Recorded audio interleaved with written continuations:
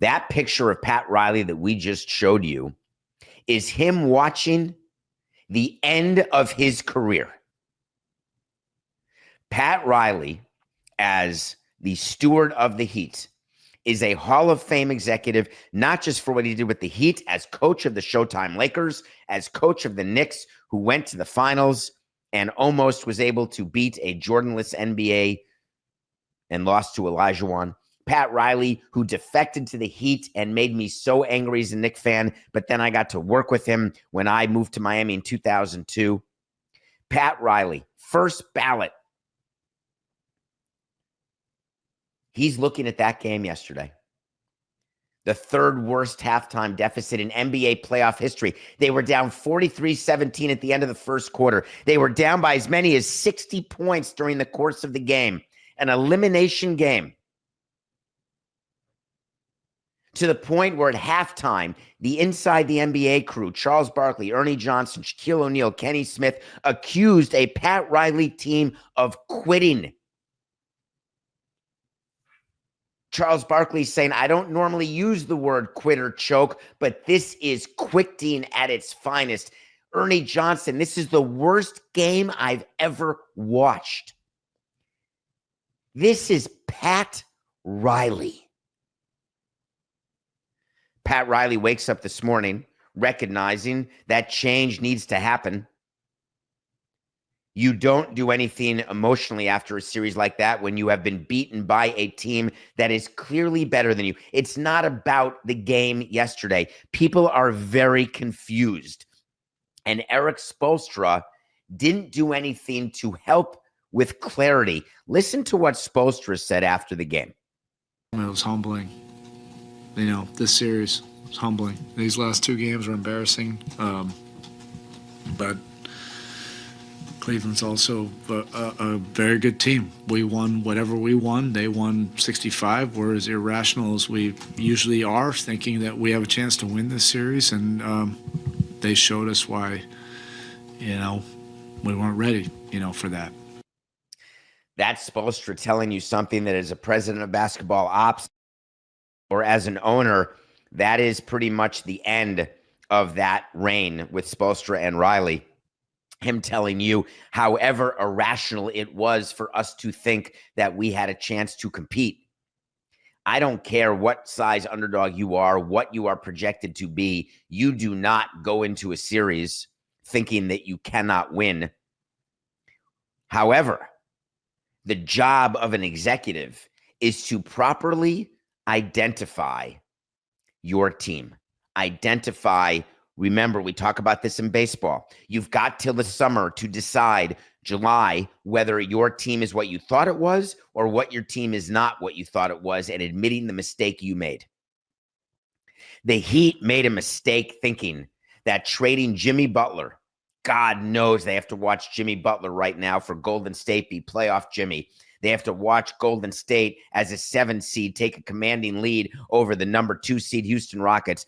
They have to watch Jimmy Butler score 14 in the fourth quarter and lead that team to a win, even with a hurt Tuchus.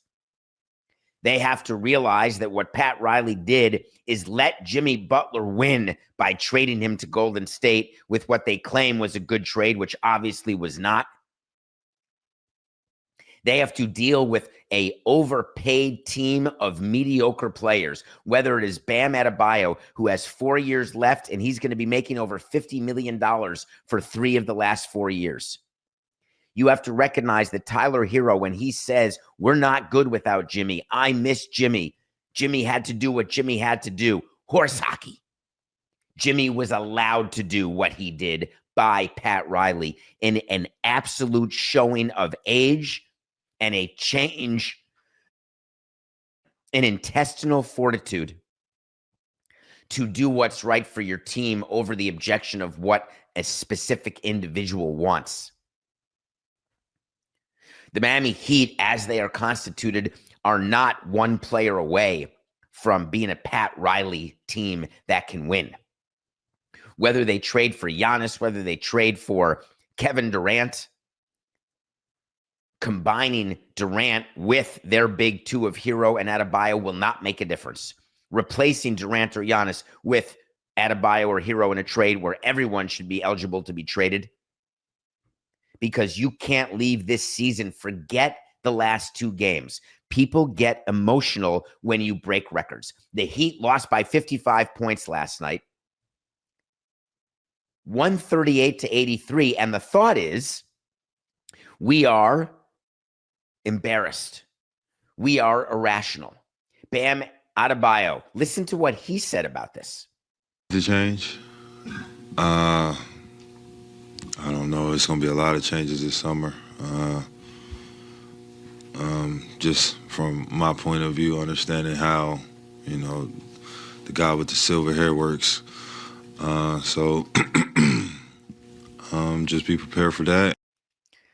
The guy with the silver hair could either be Mickey Arison or Pat Riley. My guess is he's referring to Pat Riley and the picture we showed you with the silver hair. The reality is that Bam Adebayo is part of the problem, but that problem starts with Pat Riley.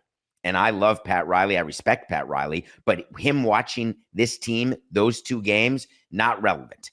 Him understanding the team that he constructed, that he thought was in the best interest of winning this year, next year, getting another title. He is absolutely wrong in the evaluation of his players, and it's never happened before. He's made some questionable signings with the Heat. We can go back to Hassan Whiteside. We can go back to a bunch of guards. We can talk about the trade for Terry Rozier. We can talk about myriad things. But if you're the owner of the Heat, you have to make a tough decision.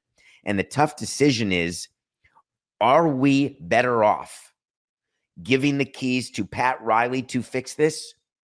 Or are we better off changing the roles of Pat Riley and Eric Spoelstra? I want to mention to all of the Miami people or all of the people who watch that game, you're going to hear Charles Barkley and everyone else talk about how they quit. And I would only remind you that a baseball team, when they get no hit, they look flat. When they don't score many runs, they look like they're not playing hard. Sometimes you just get beaten by a better pitcher. Sometimes you get beaten by a better team. And you cannot, as the leader of a team, mistake the 2 issues. Getting beaten by a better team is one thing. Quitting is another. I'm not accusing the Miami Heat of quitting.